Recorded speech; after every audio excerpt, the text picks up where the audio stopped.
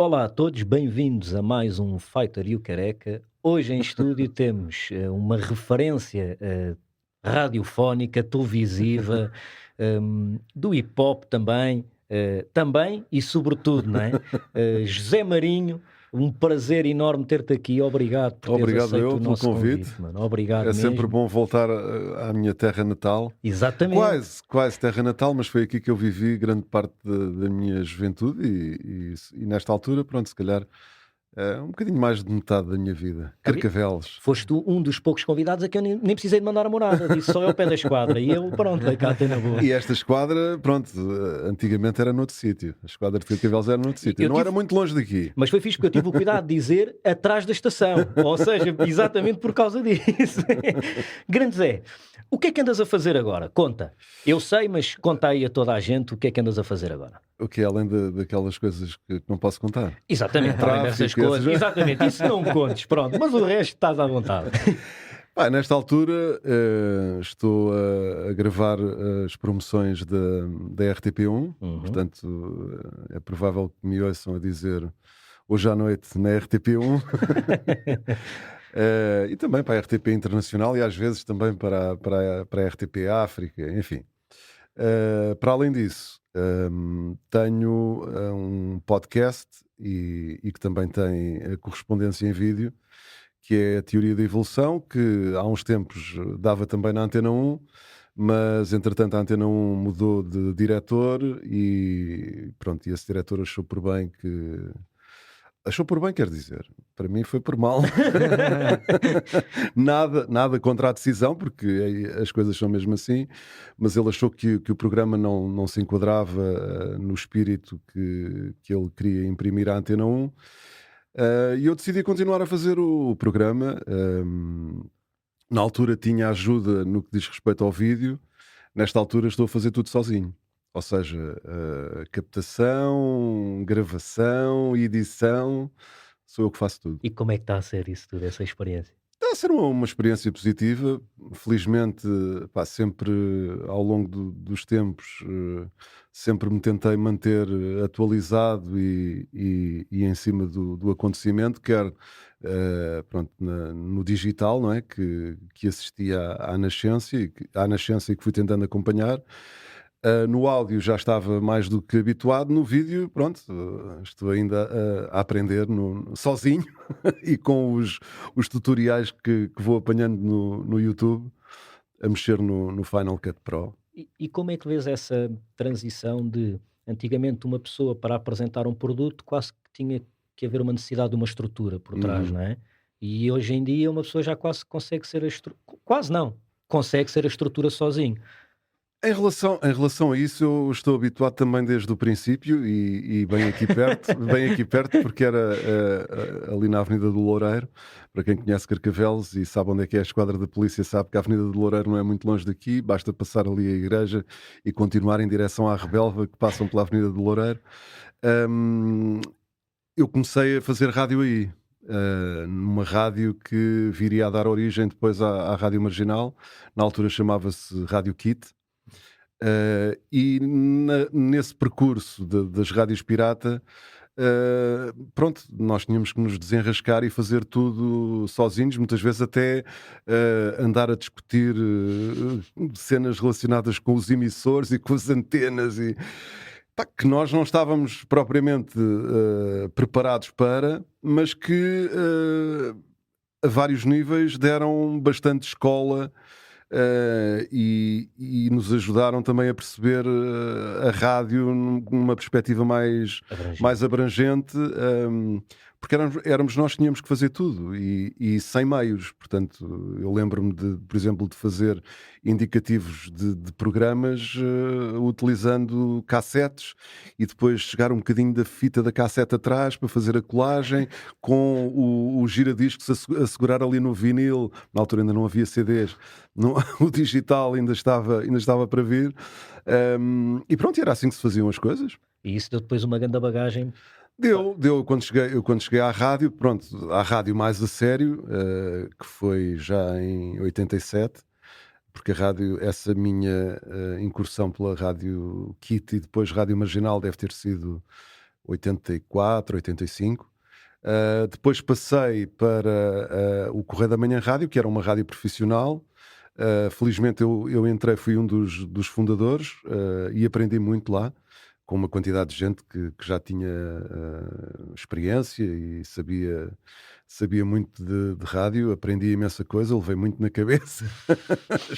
Por exemplo, escrever textos e notícias notícias aprender. Não das notícias da atualidade, mas notícias sobre música. Pá, estava-me sempre a dar na cabeça. Eu apresentava um lençol que tinha demorado 2 horas a escrever, porque pronto, lá está, estava a aprender. E quem me estava a ensinar olhava para aquilo: olha, isto vamos cortar. Cortava assim 3 linhas e eu: porco, este gajo estava a cortar um trabalho. Mas pronto, foi assim que eu aprendi. Exatamente, é preciso levar na cabeça para aprender, não é? Claro, De alguma claro. maneira, em tudo. Não, e acho que é preciso, antes de mais, teres essa abertura. Principalmente quando já tens alguma experiência, ou já tens muita experiência, e achas que já sabes tudo. E na realidade, o ideal é tu estar sempre receptivo e pronto a aprender mais qualquer coisa, porque ainda por cima, nos dias que correm, as coisas correm sempre muito mais depressa e há sempre coisas novas para aprender. E eu acho que isso pronto, para mim é do melhor que há. Mentalidade do Bruce Lee, não é? A cena do empty the cup, não é? Esvaziando o copo sim. para podermos encher de novo, não é? O Bruce Lee é que tem essa dica. Zé, entretanto, depois sais da rádio, não é? Uhum. E entras para o mundo da televisão. Epá, é assim. Como é que se dá essa passagem do mundo da rádio para a televisão? Eu estava ainda no Correio da Manhã Rádio quando tive a minha primeira experiência televisiva. Eu e a Margarida Pinto Correia fomos os primeiros apresentadores de um programa que depois ficou bastante mais célebre, com o Pedro Mourinho a apresentar, que era o Caderno Diário. Mas nós é que começámos aquilo. E foi uma experiência bem engraçada. Só que o diretor do Correio da Manhã Rádio, por acaso nem era o diretor, era o dono. Dono, um dos administradores, o Carlos Barbosa, que hoje está à frente do ACP, virou-se para mim e para a Margarida Pinto Correia e disse que para estarmos no Correio da Manhã Rádio tinha que ser em exclusividade. E então tivemos que, infelizmente, deixar o Caderno Diário, porque foi uma experiência, para já, muito diferente. É muito diferente trabalhar em rádio ou na televisão? É muito diferente e eu sou muito mais pró-rádio do que pró-televisão. Porquê? Porque em rádio tu estás muito mais à vontade, as coisas acontecem de forma muito mais rápida. Por exemplo, se estivéssemos aqui a gravar um programa que tivesse também a componente vídeo, não teria o arranque do programa, não teria sido tão rápido quanto a gravação deste, porque tinhas que ver as luzes, as câmaras, havia mais pessoas envolvidas. Tu, atualmente, por exemplo, é como eu estava a dizer há bocado relativamente ao podcast. Eu posso fazer o podcast sozinho. Não preciso de mais ninguém. Eu controlo tudo, mesmo até o vídeo, neste caso também sou eu que faço sozinho.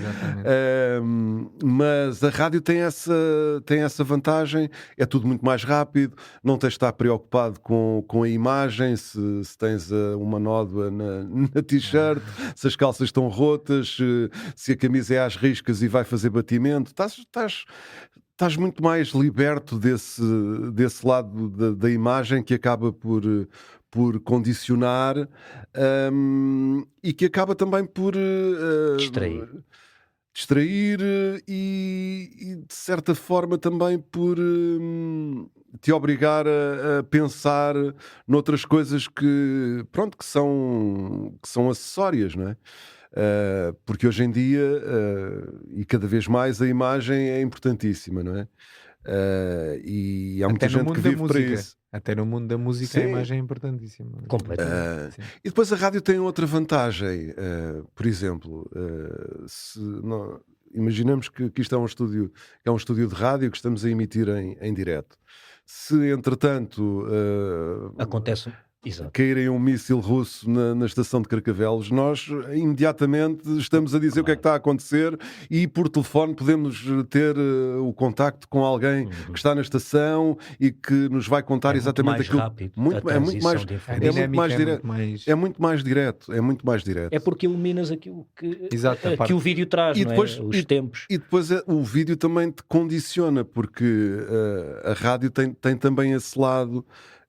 Por exemplo, eu quando comecei a fazer o primeiro programa de rap e depois na Antena 3 o Repto, havia muita gente que não conhecia a minha imagem. Pá, e havia muita gente que pensava que eu era preto. Estás a ver? Pá, Se e eu- houve rap. e na rádio, exato, e Isso na até rádio, pode ser positivo não te conhecerem, porque se Exato. atingires o nível de estrelato muito alto, ninguém te chateia na rua. E se fores da televisão, vão-te andar a chatear. sim, e depois há esse lado também, mas quer dizer, eu como nunca passei por isso, não tive esse problema, mas sei que isso é uma situação que, pá, lá está, mas isso advém da fama, não é? E da notoriedade, mesmo que não sejas da televisão, basta que sejas famoso, Claro. não é? Para isso poder acontecer. Mas na rádio eu tinha por acaso uma dica engraçada que era I'm not black, I'm not white, I'm just the color you like. O que é rádio é exatamente. Não, e é isso mesmo. Não, lá está, não tens a imagem a condicionar-te. Tu não sabes quem é, ou podes não saber quem é. Atualmente não, porque atualmente a rádio ganhou muito o lado da imagem e também se calhar foi graças a isso que conseguiu, com a ajuda da internet, tornar-se mais viável. Se calhar até que a televisão, num futuro próximo, não é? Sei, quer dizer, atualmente o que é, atualmente eu já não consigo distinguir as fronteiras Do que é o quê, não é? do que é o quê, porque tu tens, por exemplo, tens uma estação de rádio que é a Antena 3.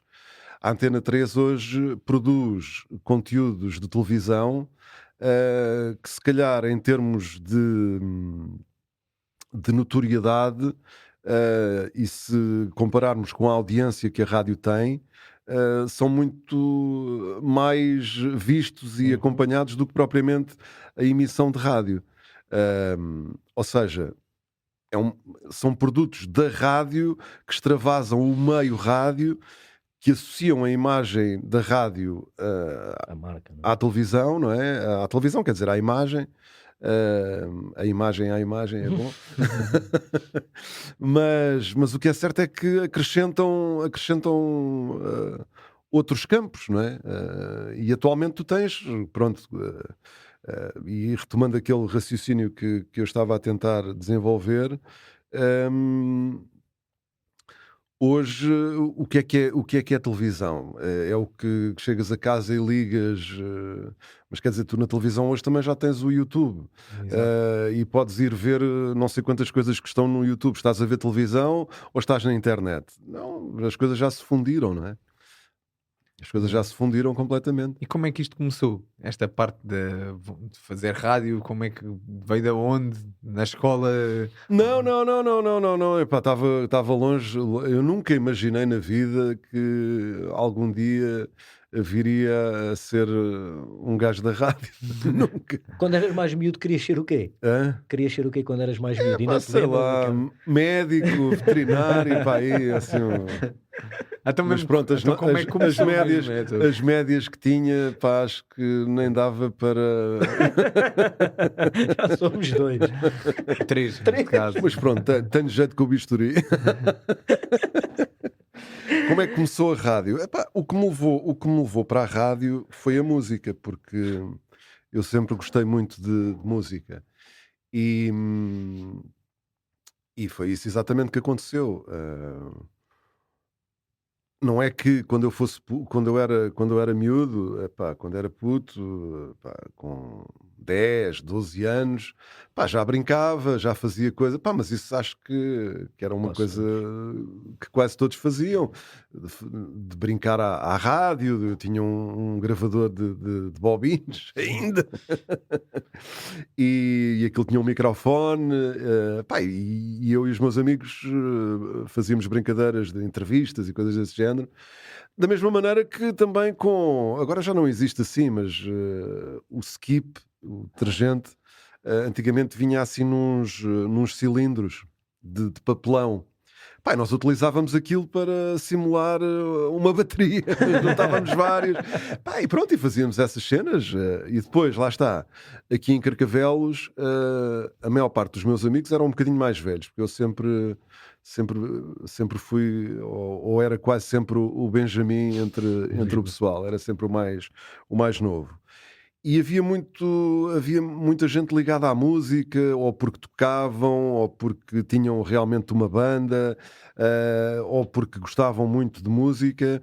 E eu desde muito cedo comecei a ir a concertos. Depois tinha a sorte de estar aqui perto do Dramático de Cascais, que era o principal polo do país em relação aos concertos. Pá, fui muito cedo aos festivais de jazz de Cascais. Ou seja, logo assim uma escola assim para entrar à grande. Pá, e pronto, e desde essa altura nunca mais parei, continuei sempre a acompanhar os concertos, sempre com pessoal que tinha muita música. Nessa altura, quando os concertos começaram a ser mais regulares, não é? Que só a partir pá, aí de 79 é que começou a haver concertos com muito maior regularidade. E, curiosamente, grande parte dos promotores de concertos eram todos aqui de Carcavelos ou daqui da zona. E pronto, e o pessoal aqui conhecia-se todo, não é? Por exemplo, eu conheci o Luís Montes, ou seja, música no coração,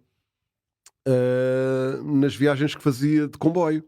Nós andávamos sempre de comboio na mesma altura, regressávamos todos a Carcavelos na mesma altura, pá, e houve uma altura que, olha, vamos lá falar aqui um bocadinho, vemo-nos todos os dias, olá, e pronto, e conhecemos assim. Mas pronto, havia outros, o Ricardo Casimiro também, o Álvaro Ramos da RB, também era daqui de Carcavelos. E na altura eu cheguei, inclusive, a andar a colar cartazes dos concertos para poder ter bilhetes à borla. Não se ganhava praticamente nada. Era engraçado porque quem chefiava esse departamento era um sujeito que eu não sei o nome dele, mas lembro-me da alcunha, chamava-se Galinhas.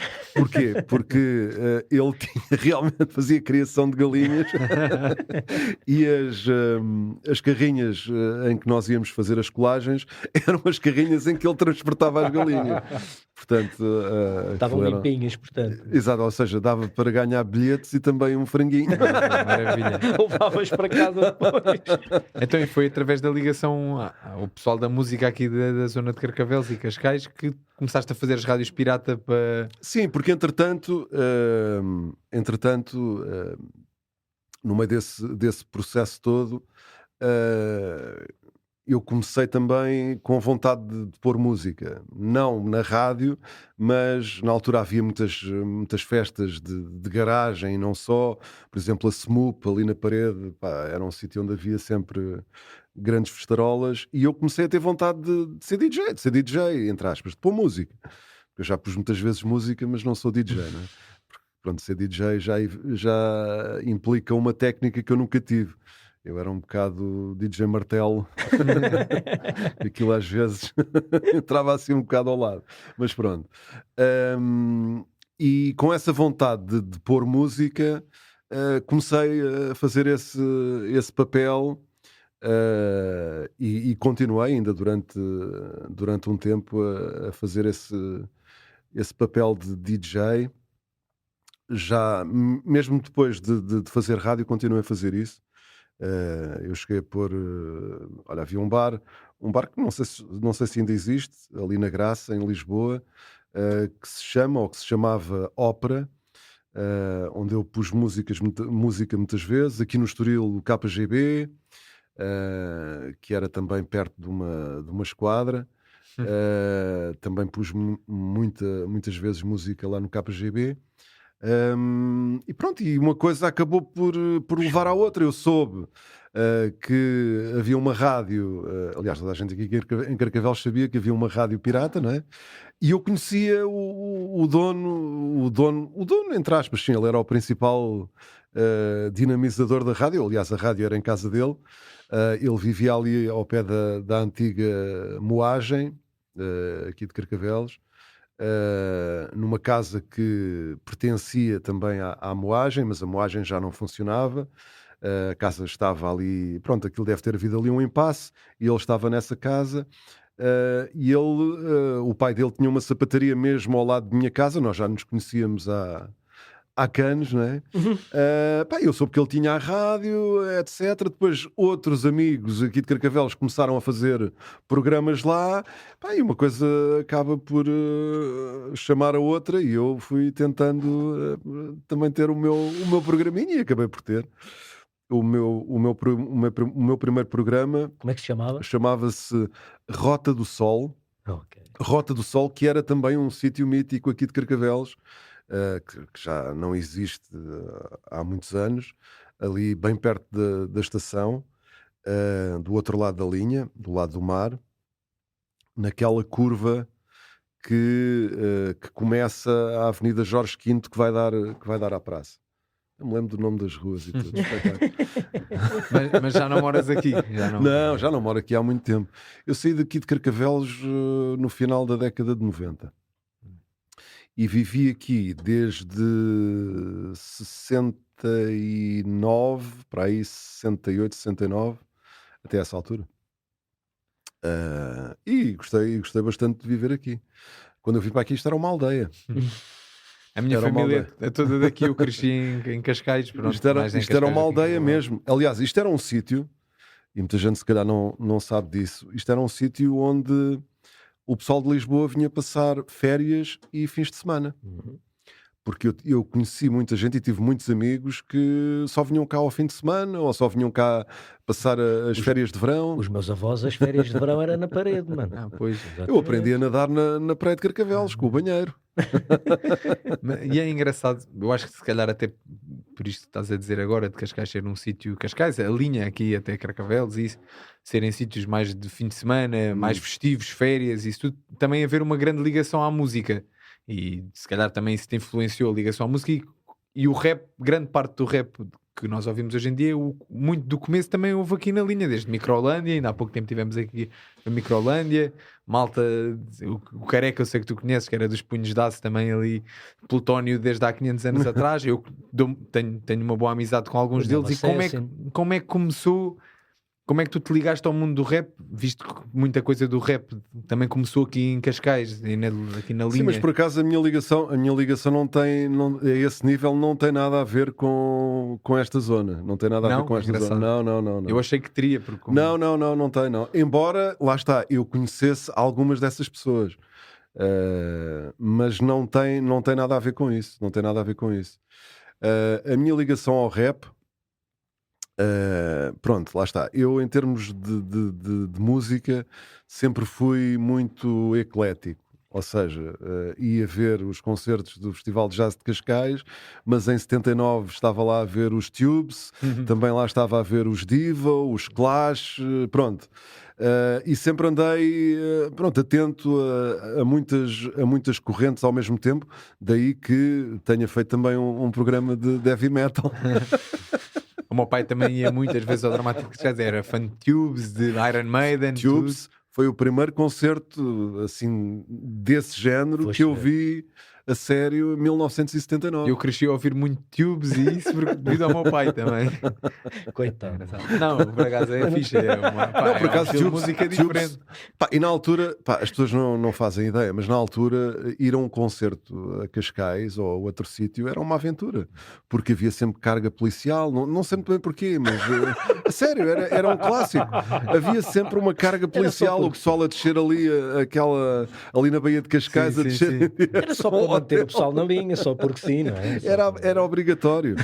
Eu fui ver, mas não era só em Cascais, eu fui ver os Police ao estádio do Restelo, com a primeira parte do Rui Veloso, e também no estádio do Restelo também houve uma carga policial, mas da polícia de choque ali a malhar forte e feio. Mas porquê? Era um clássico, não sei. Só depois a combinar o horário. A que horas vais? É depois da carga. E a organização dos concertos deixava muito a desejar. Por exemplo, esse concerto dos Tubes foi em 1979, acho eu. Foi o primeiro concerto assim, grande de rock que eu fui ver. Com o pavilhão no seu esplendor máximo, porque nos festivais de jazz, pronto, além de haver menos público, o palco estava num sítio diferente. O pavilhão, em termos acústicos, sempre foi péssimo, mas pronto. Eu treinei no Dramático, por isso treinei no Dramático, ainda me lembro bem do pavilhão. E os concertos eram dentro do pavilhão? Sim, não, era mesmo dentro do pavilhão. E aliás, pronto, isso vai ao encontro daquilo que eu ia dizer. Esse concerto dos Tubes, pronto, a organização de concertos ainda estava a dar os primeiros passos. E então o que aconteceu foi que as portas que deveriam abrir às 7 ou às 8 eram 9 e ainda estavam fechadas. E o público estava a acumular-se cá fora. E o pessoal também ainda estava a aprender o que é que era aquilo, não é? Porque Portugal, pronto, tinham passados poucos anos do 25 de Abril e em muitos aspectos Portugal ainda era um enorme atraso de vida. Pronto, vivíamos aqui um bocado na sombra, não é? Tu querias comprar uns ténis diferentes e pronto, escolhias o modelo da Sanjo, ou todos brancos ou brancos e pretos, estás a ver? Não havia muito pronto escolher. Ou ias a Badajoz. Exato, ou ias comprar caramelos a Badajoz, exato. Não, nessa altura havia montes de gente que ganhava imenso dinheiro a vender roupa, claro, que ia comprar a Inglaterra, que ia comprar... Pronto, só que não era ir à Inglaterra ou ir à França, não era a mesma coisa que hoje em dia, não é? Claro. Não era assim tão fácil, mas o que é certo é que havia muita gente a ganhar dinheiro. E olha, o pessoal do surf, por exemplo, que vinha para aqui, vinha pessoal da Austrália, às vezes, parar aqui a Ribeiradilhas e mesmo aqui a Carcavelos.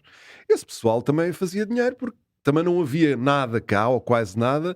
Eles vinham para cá e quando se iam embora, em vez de levarem as pranchas e não sei o quê, vendiam. Claro. Vendiam o material todo cá e o pessoal, claro, contente porque podia comprar coisas que era raro verem-se por aqui.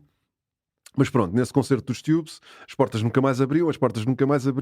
Pá, nunca mais me esqueço, eu tinha acabado de vir de viagem de finalistas, Torre Molino, estava com um amigo que tinha lá estado também, e lá está, ele e eu tínhamos comprado ténis, estávamos todos contentes já a mostrar os ténis novos e tal que tínhamos comprado em Espanha. Pá, as portas nunca mais abriam, o pessoal cada vez a empurrar mais, já só ouvia gritos, olha, não empurrem, está aqui uma grávida, não sei o quê, tudo aos gritos e não sei o quê. Aquilo tinha umas barreiras à volta do pavilhão que estavam a ser seguras por polícias. Pá, só que depois eles não conseguiram suster, porque era muita gente a empurrar e toda a gente queria chegar à frente e pronto, aquilo deu merda. As barreiras caíram, eu já não estava muito longe das barreiras, de repente vi-me lá no meio de pernas e braços e cabeça. O que é certo é que me consegui safar, não me aconteceu nada, mas foi um bocado confuso e eu e o meu amigo saímos na mesma altura. Eu olhei para ele, então João, está tudo bem, está tudo bem. E ele olhou para mim e não disse nada, só olhou assim, só olhou para baixo, para os pés, e eu olhei também. O homem tinha perdido os ténis, estava descalço. Bem triste. Exato, tinha acabado de comprar os ténis em Torre Molinos, ficou logo sem eles. E pergunta, foi ao concerto? Não, fomos ao concerto e depois à vinda para cá, eu solidário emprestei-lhe um sapato. Vamos coxos, mas vamos os dois. Mas é engraçado porque a malta não tem noção de como é que era o dramático antigo, agora já não existe. E o meu pai fala-me, eu estou a falar do meu pai, que ele é que ia aos concertos nessa altura, eu não era dessa altura. como é que aquele pavilhão ficava com milhares de pessoas? Porque eram realmente milhares de pessoas. O meu pai fala-me de haver concertos ali que punham, É devido a se essa calhar, 10 mil inexperiência. pessoas. eu Sim, não sei. 10 mil era capaz de ser a lotação. Sim. Como é que é possível? 10 mil pessoas, às vezes há concertos no pavilhão Atlântico que não atingem essa lotação. Sim, mas na altura também havia muito menos concertos. Havia muito menos concertos. Eu não- Os concertos, havia concertos às vezes de 2 em 2 meses. Mas a minha pergunta é como Havia é que alturas punham em que- 10 mil pessoas ali dentro? Porque Não, mas o pavilhão era grande e tinha Eu bancadas, tinha bancadas de um lado e sim, do sim, outro. eu treinei ali, tenho ideia, mas mesmo assim para pôr aquilo ali 10 mil pessoas, porra. E outra coisa que acontecia nos concertos nessa altura era, pronto, normalmente tinham sempre uma banda ou um artista português a fazer a primeira parte. Pá, os artistas portugueses eram tão maltratados. Nesse concerto dos Tubes, lá está outro momento que fica para a história, a banda que fez a primeira parte chamava-se Corpo Diplomático, que era a banda do Pedro Aires Magalhães, que depois fez os Heróis do Mar, os Madre Deus, por aí. E então estava muita gente a ver o concerto, aquilo estava a arrebentar pelas costuras. Pá, toda a gente a ter ali uma experiência nova, porque aquilo era novidade para quase todos, ou para a grande maioria. E então, eu lembro-me de ter ao lado alguém que, quando os Corpo Diplomático, que era um grupo assim a puxar ao punk, estava a tocar, começou a tirar parte do farnel que tinha trazido e dava às pessoas do lado, também nos deu agora. Querem atirar também, não sei o quê. E a páginas tantas, o baterista, que era o Emanuel Ramalho, saiu da bateria e foi mesmo à pontinha do palco, baixou as calças e mostrou o rabo ao pessoal. Ir a concertos nessa altura devia ser mesmo uma aventura. Era uma aventura. Então, por exemplo, em Oeiras, os UHF a tocarem na praia e o pessoal a encher sacos de areia para atirar para o palco. Coisas inenarráveis, não? mas por que motivo? Porque se podia. Era para curtir. E depois lá está. E o pessoal... Vamos curtir, vamos ali ao concerto a tirar comida para o palco. Compra um bilhete, não é para ir ver o concerto, não. Isso também, é menos, tirar comida, tirar umas chantes. Mas isso aconteceu. Isso continua a acontecer. Há exemplos, os Nickelback, quando vieram cá, também é um festival de metal, levaram com não sei quantas coisas. O 50 Cent também teve. Também quem é que vai pôr os Nickelback num festival de metal, não é? Também não estou à espera, ainda mais a malta do metal. O Redman, a puxar um bocado ao rap, ele veio fazer, porque andava a fazer essa digressão com os Linkin Park, a abrir para eles, pelo menos aqui na Europa. E foi muito maltratado também. Cá. A sério? Cá em Portugal? Sim. O Redman é um dos meus rappers favoritos. E inclusive há um tema dele que eu não me lembro qual é, em que ele fala disso. Okay. A sério? Fixe era ele ter cantado isso logo a seguir. Não sei se aconteceu, não é? Mas ele vai com isso e olha. Mas isso é mesmo falta de cultura da malta. É falta de cultura e depois lá está, as pessoas acham que não é aquilo que me apetece. Eu vim cá para ver não sei o quê. Mas tipo, a pupar, ou tipo, vai, acabou, agora, a tirar comida. Estão milhares, tens um gajo que tem coragem de subir a um palco à frente de milhares de pessoas para... Sim, mas tu não queres, tu estás-te a cagar, tu queres é ver os Linkin Park e por isso sai daí que eu quero é os Linkin Park e pronto. E o pessoal entra e é obviamente que isso é uma falta de respeito, não é? Quer dizer, se não estás a gostar, vai beber uma cerveja, vai fazer outra coisa qualquer, não é? Mas não, e é assim, o facto de aquele músico estar ali não vai impedir que os Linkin Park venham, aliás, porque foram os Linkin Park que convidaram o Redman. Exatamente. Aliás, acho que os próprios Linkin Park depois falaram nisso quando entraram em palco. Porque aquilo foi abaixo de cão, não é? Mas os portugueses, as bandas nacionais, os artistas portugueses levavam muito com esses números. Às vezes porque também, por exemplo, tinhas um concerto de uma banda... de New Wave, punk quase, e punhas o Jorge Palma a fazer a primeira parte só a tocar guitarra. Claro. as pessoas não queriam isso. Epá, e na altura, por exemplo, o fado era um género maldito. Gostar de fado, pá, se tu dissesse aos teus amigos que gostavas de fado, eras espancado logo. Mas é engraçado porque eu não. Talvez por ser de uma geração. Estávamos a aprender. Exato, por ser de uma geração diferente, tenho muita dificuldade em perceber isso. Porque eu posso não gostar de uma coisa, ok, eu não ouço aquilo, ou se vou a um concerto, está a dar uma parte, a primeira parte é uma banda que eu não gosto assim tanto, é como dizes, vou beber uma jola, vou fazer outra coisa qualquer, vou apanhar ar. Mas o pessoal, lá está, o pessoal também foi ganhando esse. Não quer dizer que isso não possa acontecer já amanhã, Sim, ou daqui a um ano, ou pior ainda, né? Mas também acho que o pessoal também foi ganhando esse. Cultura de espetáculo também, Exato, que não tinha. exato. Sim, eu acho que os festivais nisso até trouxeram uma boa coisa, que às vezes juntam muitos estilos diferentes de música no mesmo exemplo, dia ou na mesma noite. Eu lembro-me, na altura, quando começaram a surgir os primeiros festivais, não era tipo, tu ires sei lá, ao Sudoeste ou não sei quem, não era uma cena que tu ias e era seguro ir, entre aspas. Sim, Havia sempre grupos de pessoas que arranjavam problemas, havia sempre. E nesses concertos mais atrás também. Claro, Mais claro. atrás também. Aliás, eu lembro-me. Sempre houve, não... É uma estupidez, é verdade. Nós olhamos para isso e dizemos assim, pá, mas isso sempre houve. Eu, por acaso, pronto, ia com pessoas que gostavam de fazer essas coisas. Pronto, mas é isso, não. E pronto, mas enfim, nem vale a pena ir por aí. Claro que E nem com vale a isto pena tudo, ir por aí. afinal, como é que, né? com isto tudo, como é que apareceu a tua conexão ao rap? Ao rap, Porque hoje em dia exatamente. és independentemente de seres rapper ou não, és uma referência no mundo Não, do rap. rapper não sou. Sim, Nunca fui. mas és uma referência no mundo do rap. Nunca tens que soltar umas barras. Um dia destes, gravado aí. Barras só energéticas. Mas como é que isso aconteceu?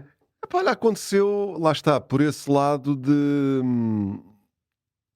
de ecletismo, de sempre ter estado aberto a ouvir vários géneros de música e continuo a fazê-lo hoje. E estava no Correio da Manhã Rádio, isto já na década de 90, final da década de 80, e fazia um programa que se chamava Já Se Faz Tarde, e que ainda hoje existe um programa com esse nome na rádio comercial. Aliás, foi herdado desse outro programa, que nem sequer fui eu começar a fazê-lo, mas era uma espécie de magazine ao fim de semana em que pronto, se falava e se noticiava tudo aquilo que estava relacionado com música, pronto, dentro de umas balizas, mas eram umas balizas bastante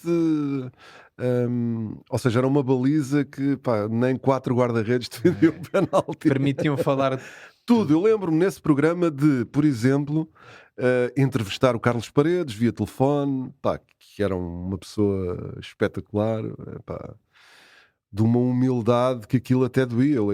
Recordo-me bem, liguei-lhe umas quantas vezes para gravar coisas para passar depois no programa, pá, e era um senhor com uma pinta, e lá está, e, pá, muito humilde, pá, sempre disponível, uma coisa...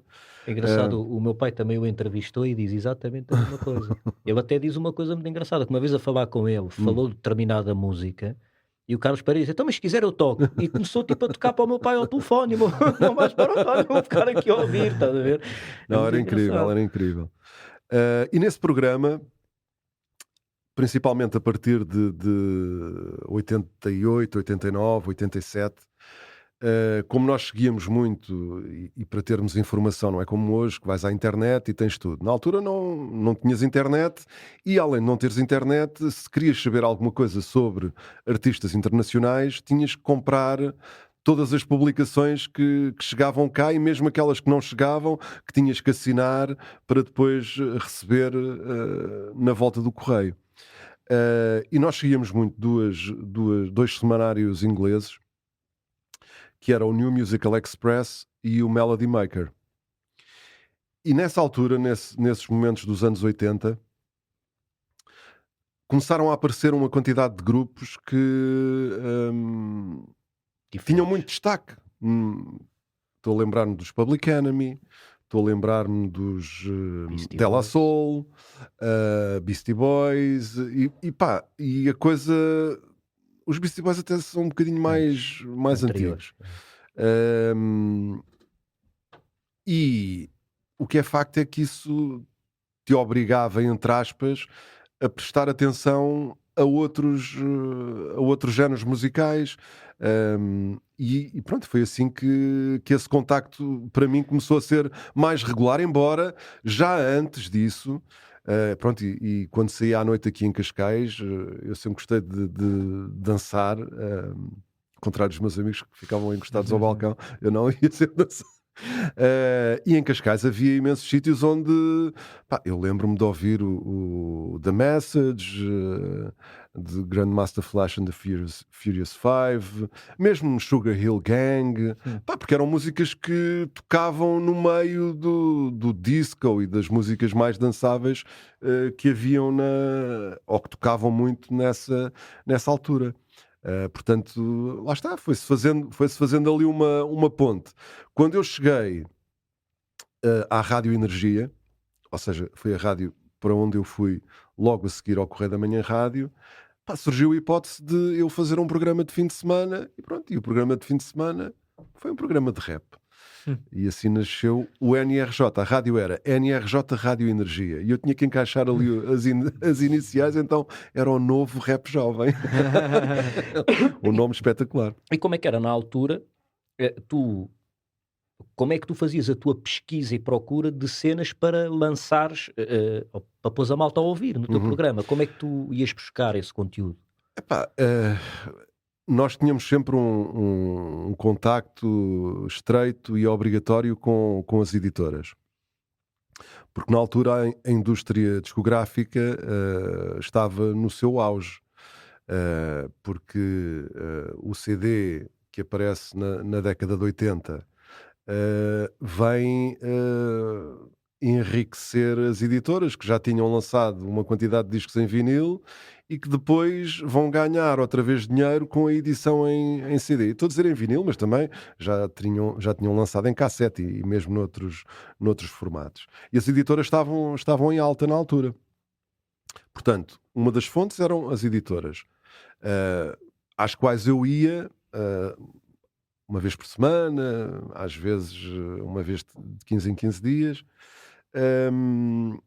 E eu ia lá, pronto, fazer aquilo que se chama digging. Porque muitas vezes aqueles discos, os discos de rap ficavam lá, porque não eram editados, ninguém sabia o que era aquilo, e muitas vezes eu trazia coisas que também eu próprio não sabia o que era. E olha, deixa cá ver se olha, acertei, isto é muito bom. Não conhecia, estás a ver? Por outro lado, já havia mais lojas de discos, eu ia dizer discotecas, mas discotecas hoje são outra coisa. Já havia lojas de discos onde chegava muito material de importação e também chegava muito rap, e foi chegando cada vez mais. E na Rádio Energia nós recebíamos também uns CDs de uma empresa americana que vendia para rádios e televisões de todo o mundo, que eram compilações, na maior parte delas, ou na maior parte dos casos, com um género musical específico, cada uma delas. Eles tinham desde CDs de country music, a CDs de música dita urbana, a CDs de rock, a CDs de pop, pronto. Tu podias assinar aquilo e todas as semanas recebias um CD de cada com música nova. Música que muitas vezes nem chegava cá a Portugal porque a editora que a lançava nos Estados Unidos não tinha representação cá. Pronto, e nesses CDs também apareciam sempre coisas... tudo o que tinha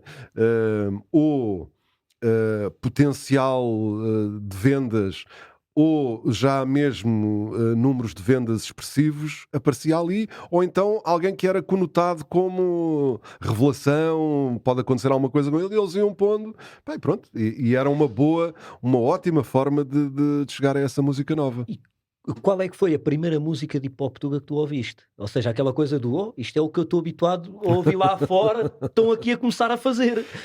Isso por acaso, a minha primeira... ou o meu primeiro contacto com rap feito cá foi curiosamente, na televisão. Porque havia um programa na RTP2 que se chamava Pop-Off, de uma produtora chamada Latino Europa, que tinha e teve outros programas ao longo dos tempos, agora já não trabalha. E também tinha livros, não tinha Latino Europa, não? Livros desconheço, mas o Pop-Off era um programa muito à frente do seu tempo. Muito à frente do seu tempo. Eles tinham outro também, que era o Lentes de Contacto. Tiveram outros, agora também não estou a ler. Havia um outro que também teve grande destaque. Embora fosse para um público mais reduzido, mas quem gostava de música, quer dizer, o pop-off era obrigatório, a não ser que, pronto, gostassem de outros tipos de música. Mas eles estavam muito em cima daquilo que estava a acontecer, realizavam videoclipes para bandas que não tinham a oportunidade de... Hoje é muito fácil fazer um videoclipe ou gravar uma música, na altura não. Era bastante difícil ou mesmo impossível para a maior parte das pessoas, mesmo que tivessem dinheiro para fazer um videoclipe, tinham que ter, se calhar, esse dinheiro mais um bocadinho para conseguirem fazer. E então, no Pop-Off, apareceu o General D.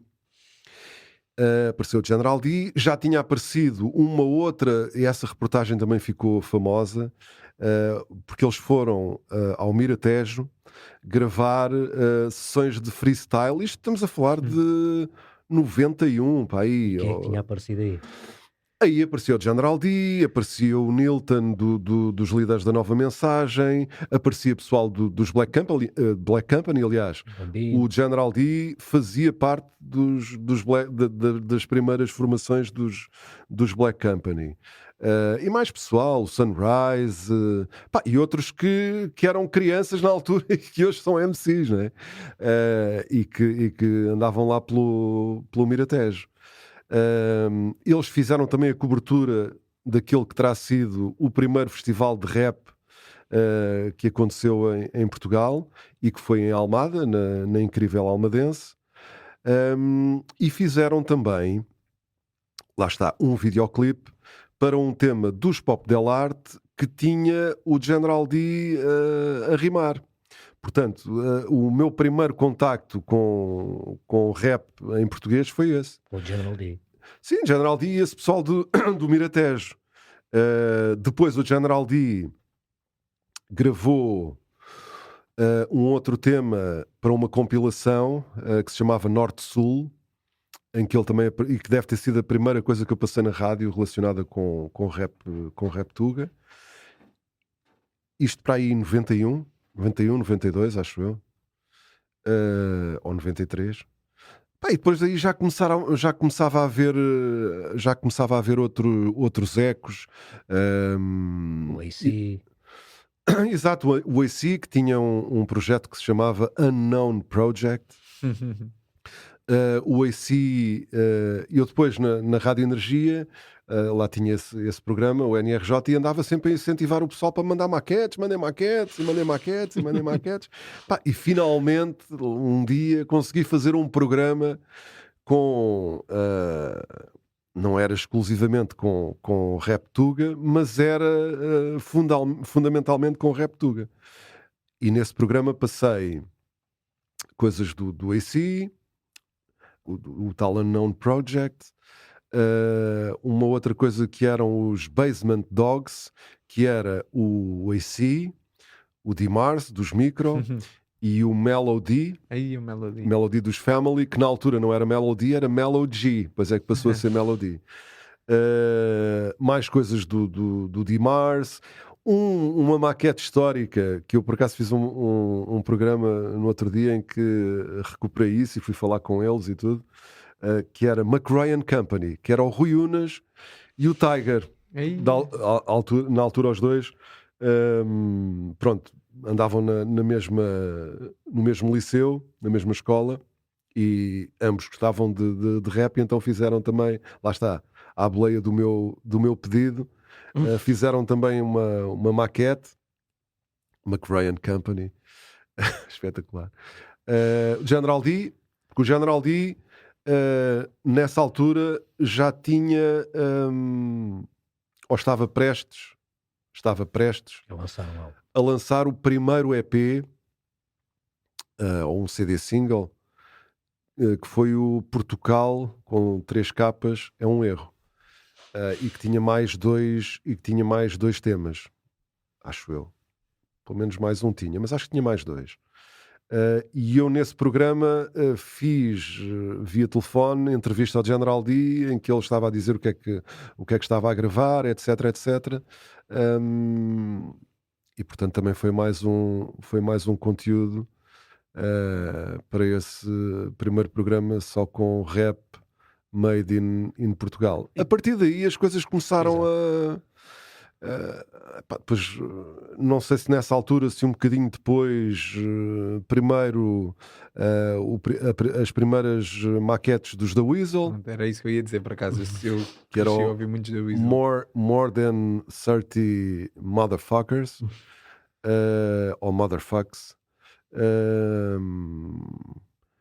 E pronto, e a partir daí as coisas foram lentamente, muito lentamente, mas foram começando a acontecer. E quando eu já estava na Rádio Energia, a Rádio Energia arrancou em abril de 1994, e eu já tinha muito mais maquetes. Eu recebia muita coisa que era, pá, não dava para tocar, porque pronto, a qualidade, aquilo até podia, a ideia ser fabulosa, mas o som era péssimo. Era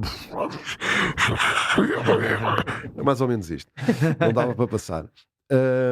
Mas já chegava muita coisa com qualidade. Depois em novembro, acho eu, ou em outubro, saiu a compilação, o República, que foi assim um acontecimento na altura. Um boom, não é? Sim, porque pá, foi mesmo no momento certo, porque nessa altura falava-se muito da segunda geração de pessoal da África que estava em Portugal, o racismo também estava na ordem do dia, e portanto o República, que foi gravado à pressa, se calhar também por isso, para conseguir surfar aquela onda que na altura com isto tenho estava uma em alta. pergunta que te fazer, que não quero deixar fugir daqui, porque como é que tu vês a cena do rap hoje em dia, tendo em conta que há décadas atrás o rap era utilizado maioritariamente, vou dizer assim, posso estar enganado, mas como uma música de intervenção. Sim. Em que as pessoas tocavam em temas que eram delicados para a sociedade, desde a política, o racismo, tudo. E nesta fase que nós estamos a passar agora, desde a pandemia, agora com isto, com uma nova guerra que está a acontecer e que não sabemos até que ponto é que isto vai escalar, há muito pouca música a tocar nestes temas.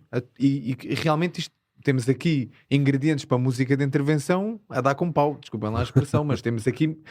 E o rap maioritariamente deixou de ser utilizado para isso. Como é que tu vês isso? Ligando-te tu ao rap numa geração em que o rap era maioritariamente utilizado como música de intervenção, e hoje que temos ingredientes para lutar pelas nossas liberdades, pelos nossos direitos, a expressar a nossa opinião em termos políticos, não o fazem. E têm mais visibilidade ainda do que tinham de antes. Poderiam utilizar essa visibilidade para isso, porque hoje em dia o rap tem muito mais visibilidade do que tinha de antes. Com esta oportunidade, visibilidade e com os ingredientes que há, muito poucos rappers fazem esse tipo de música. Porque é que tu achas? O que é que tu vês? Eu acho que isso também tem a ver com a própria sociedade em que vivemos, e o rap faz parte dela, não é? Não deixa de haver rappers, não deixa de haver grupos que continuam a fazer esse caminho. E se calhar, da mesma forma que na altura se calhar havia uma necessidade e, por outro lado, uma vontade de fazer as coisas nesse prisma, não é? Olhar para a intervenção social e para a contestação, etc.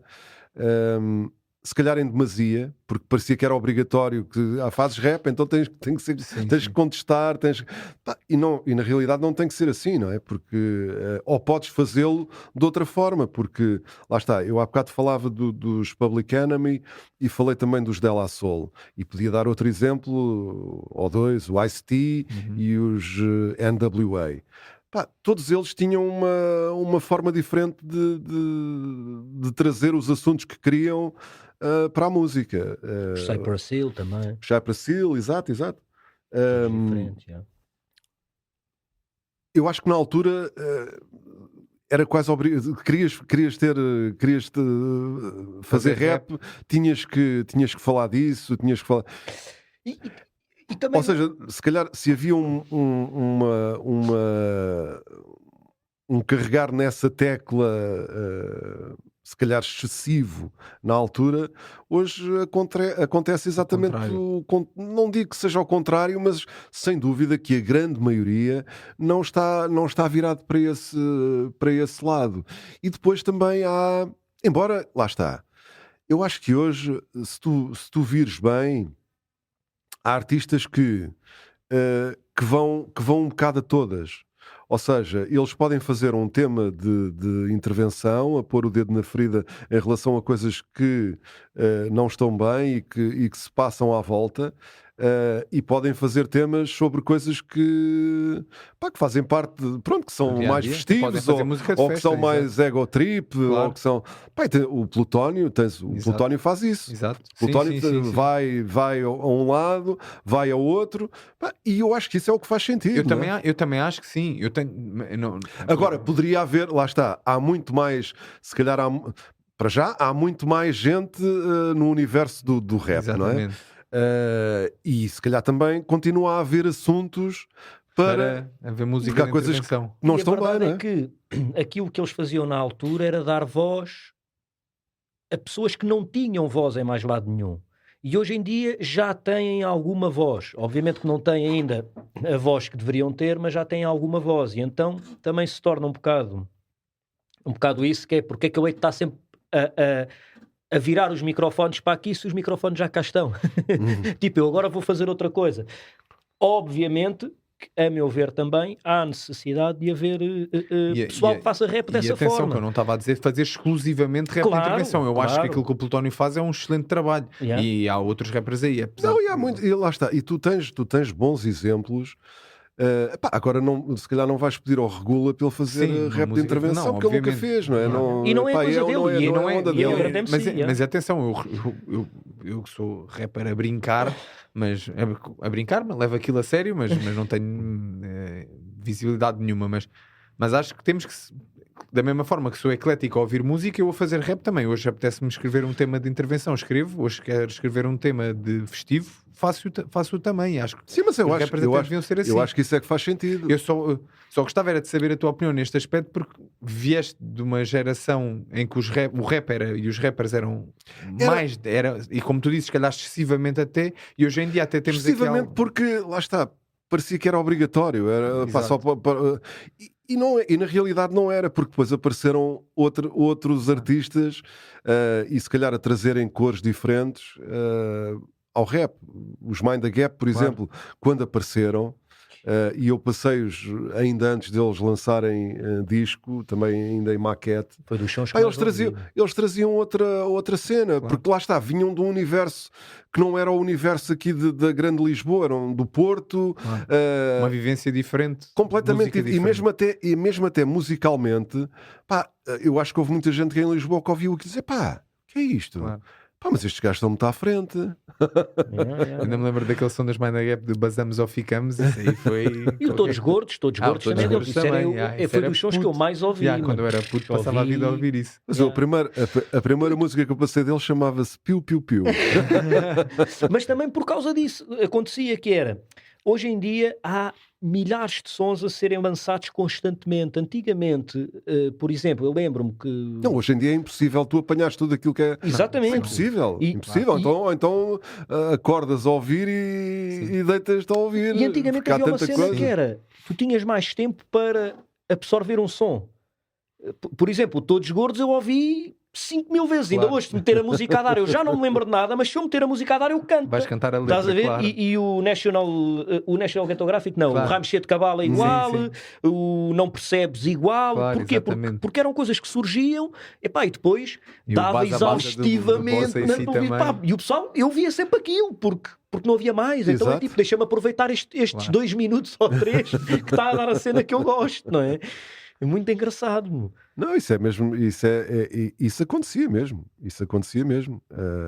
porque o rap também aparece numa altura em que a música portuguesa, porque a música portuguesa foi, posso dizê-lo mesmo, muito maltratada ao longo de muitos anos. Porque, pronto, era uma espécie de parente pobre. Porquê? Porque na altura a qualidade de gravação de um grupo básico que gravasse nos Estados Unidos ou Inglaterra, era muito superior há de um grupo nacional, mesmo em termos de produção, mesmo em termos de mistura, de masterização. Eram poucos os grupos portugueses que conseguiam estar ali poucos ou nenhuns, conseguirem estar ali taco a taco com esses artistas. E havia uma espécie de complexo, não é? De pronto, ok, isto é português e tal, ok, está bem. Mas o pessoal esquece que vive cá, não é? Claro, exato. Querem só. Não é? Isso é quase. Não Mas dar valor àquilo a partir dessa altura, tu começaste a ter uma quantidade de grupos e uma quantidade de artistas a vingarem a sério na música nacional. Tens o caso do Pedro Abrunhosa. A primeira vez que eu ouvi o Pedro Abrunhosa, o primeiro single do álbum Viagens, que é de 94, eu fiquei boquiaberto com o som daquilo, porque aquilo estava um sonsaço, era o Não Posso Mais E o Socorro. Não, esse também é, mas esse já vem no álbum. Aquilo era o Não Posso Mais e o É Preciso Ter Calma, eram os dois temas do primeiro é CD preciso ter single. calma, não dar o corpo pela... Quando ouvi aquilo fiquei burro, porque aquele som não era, não só a sonoridade em si, mas a qualidade da gravação, aquilo não... Pronto, e a partir daí as coisas começaram a crescer nesse a aspecto. crescer, e o rap também foi crescendo com isso.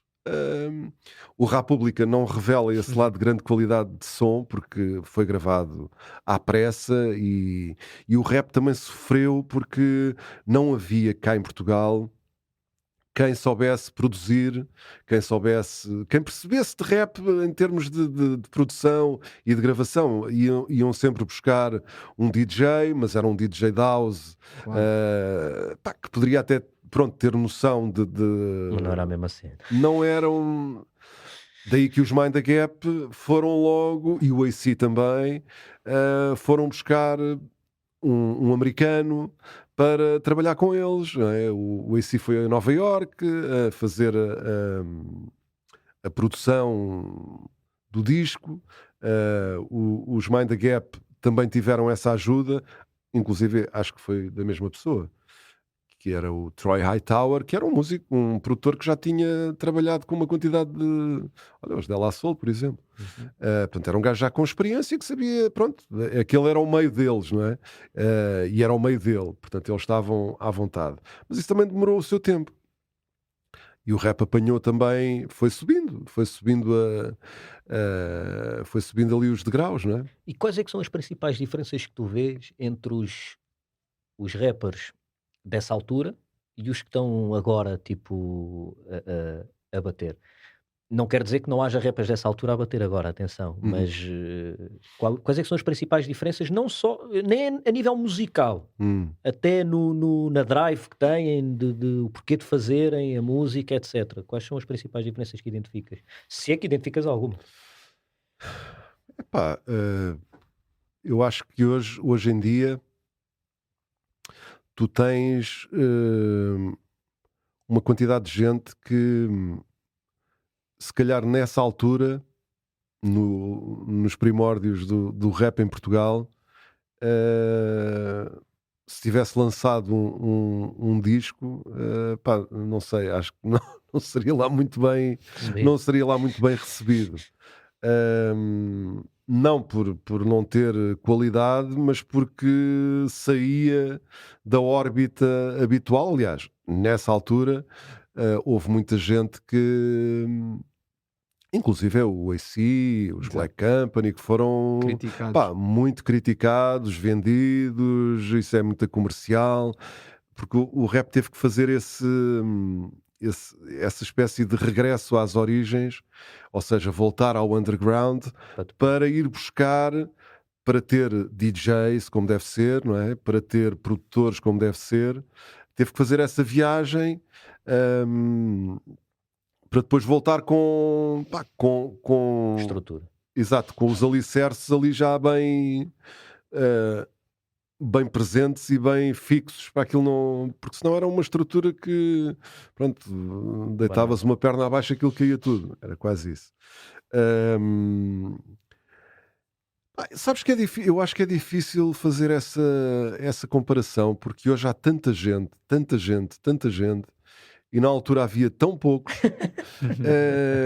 É difícil, sabes? Mas lá está, por haver tanta gente e por haver tantos géneros diferentes, tu hoje tens no rap, eu acho que o rap ganhou imenso com isso, porque tens ali uma quantidade de formas diferentes de, musicalmente, em termos de rimas, em termos de produção, de atitude. Tens uma quantidade de gente a fazer coisas tão diferentes e tão distintas e tão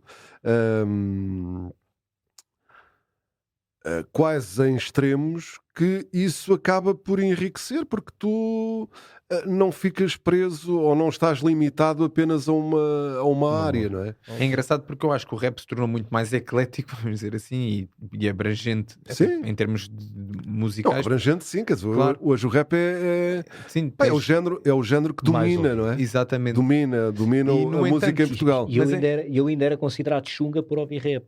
Também eu também fui Claro, considerado. Não é chunga, ouves rap. E hoje, Desculpa aí. 15 anos depois, é a música que mais bate. Mas isto até é engraçado porque mesmo dentro da cultura rap ainda há muitos rappers que acham negativo isto ter abrangido tanta coisa. A malta que ainda hoje considera, é mais do boom bap ou mais underground, dizem isto trap é comercial, ou isto é música de rap mais festiva, não devia haver. Eu acho isso uma parvoíce na realidade, porque Mas só lá temos a está, ganhar. sempre houve essa Então, conversa do underground o comercial. lado festivo sempre houve. O lado festivo O sempre rap, houve. exatamente, mas é engraçado porque às vezes talvez por desconhecimento, ou então não consigo ver outra razão do porquê Mas isso tem a ver, criticarem. eu acho que isso tem a ver com cada um é como cada qual. Claro. Cada um é como cada qual. E não há muito a dizer em relação a isso. Pronto, aquilo que eu sinto é que por vezes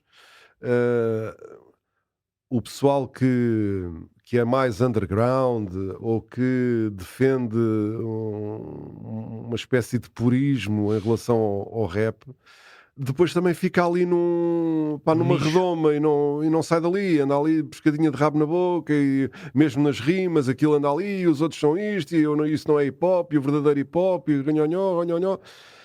Eu acho que isso também não leva a lado nenhum. Quer dizer, tu podes... Não quer dizer que não possa... mas não digas sempre só isso, não é? Acrescenta qualquer coisa, porque há tanta coisa para dizer, quer dizer... E tu tens, por outro lado, se calhar no pessoal mais novo e com outras ideias e se calhar não tão preso a esses fundamentos... Tu tens gajos a fazerem coisas incríveis e a levarem o rap para outros lados que se calhar se tu ficares preso a esses princípios básicos não vais lá. Ou podes não ir lá, também podes, não é? Mas é muito mais difícil. Sim. Zé, mudando aqui um bocadinho a dinâmica à conversa, uma pergunta que fazemos a todos os convidados e portanto vamos fazer a ti também. É um bocado descontextualizada, mas como estamos a ficar sem tempo, eu vou aproveitar para fazer já. Qual é o teu maior medo? O meu maior medo? O teu maior medo. Isto é aquela nossa pergunta a Daniel Oliveira. Eu não tenho direito. Sei lá. Não costumo pensar muito. E fica sempre este silêncio. Não costumo... eu não costumo pensar muito nisso, mas... mas provavelmente é que... Olha, que aconteça alguma coisa aos meus filhos. Acho que... Mas lá está, é um pensamento que eu tento não ter, porque senão um gajo anda sempre... pode acontecer a qualquer momento. Porque pode acontecer a qualquer momento e pode-nos acontecer a nós. Pronto, não... Aliás, nesta altura não sabemos se há uma terceira guerra mundial ou se nos vai cairia uma ogiva nuclear, pá, sei lá, não é? É verdade. Tu não, quer dizer, tu sais de uma pandemia, sais, quer dizer, ainda não saíste, não é? Estás na pandemia e de repente agora pá, O que é que se passa aqui? não é? Eu já ouço pessoas a dizer, eu quero ver qual é a próxima. Ou seja, o pessoal já está Não, mas muito à se frente. virmos a próxima, se calhar Já é já bom fixe, sinal, é é bom isso, sinal. é isso. já é Mas bom sinal estamos para aqui. nós, não é? A próxima é a crise económica. Pois. Está-se bem. Não, a crise económica, já chegou e vai bater bastante Pois bem. à nossa porta, não é? Pois Porque. Mas pronto, lá está. Depois tudo isso faz parte Da aprendizagem. não, da forma como se rege o mundo em que nós vivemos, porque tu tens os combustíveis a aumentarem assim uma percentagem louca, mas depois também vês os lucros das petrolíferas a aumentarem de uma forma louca, e depois há pessoas porque há coisas que não fazem muito sentido, quer dizer, a gasolina ou os combustíveis que nós estamos hoje a consumir já estavam cá em Portugal, não foram comprados ao preço a que o combustível está agora. Porque é que já estamos a pagar isso, não é? E isso em relação A tudo. a tudo, porque há um problema e há sempre alguém que se quer aproveitar do problema e esquecendo-se que esse problema afeta uma quantidade de gente. Portanto, se vão aproveitar desse problema, vão foder E essas imensa pessoas gente. todas. Exatamente. E acontece sempre, aliás, já está a acontecer nos países que estão a receber refugiados, que há pessoal da máfia de tráfico de órgãos e não sei o quê, que está lá já em cima, tipo hienas, à espera que a Olha, criancinha está ali uma caia. vitimazinha, olha, Exatamente. toma. Exatamente. Que é... Pronto, horrível. mas eu acho que isso faz parte do nosso... Eu acho que este nosso planeta não vai acabar bem. Não vai, Quer dizer, já- ao menos para nós. Não, para nós, Ele sim. Não, depois- mas para nós, mas se calhar para nós e para os outros Sim, animais sim. que Mas o planeta vai continuar por coabitam cá. connosco, não é? No mínimo mais uns milhões Sim, o planeta devido que eles consigam destruir Sim. completamente. Tá, Nós é que absorve o vamos todos para o plástico, galheiro. absorve-nos a nós e tal, e pronto, e continua a sua vida e nós, adeus, até amanhã. Zé, foi um prazer ter-te aqui, meu. Muito Prazer foi obrigado. meu, por teres obrigado. vindo, pá, foi mesmo Obrigado pelo muito fixe. convite. E o Fighter e o Careca fica por aqui. Ouçam mais episódios, continuem a meter likes e a procurar aí nas redes sociais. Já agora uma chamada de atenção, ir ouvir também Teoria da Evolução, Isso Zé é Marinho, obrigatório. YouTube, Senão eu Apple, chamo o Fighter e o Careca e eles vão atrás de vocês. É que o careca também é fighter. Spotify. Epá, eu não bato em ninguém. Um grande abraço a todos e fiquem bem. Só Tchau, abraço, tchau. Não se Obrigado. esqueçam. Criativa Podcast Series, malta. Tal e qual. Até já, pessoal. Um abraço.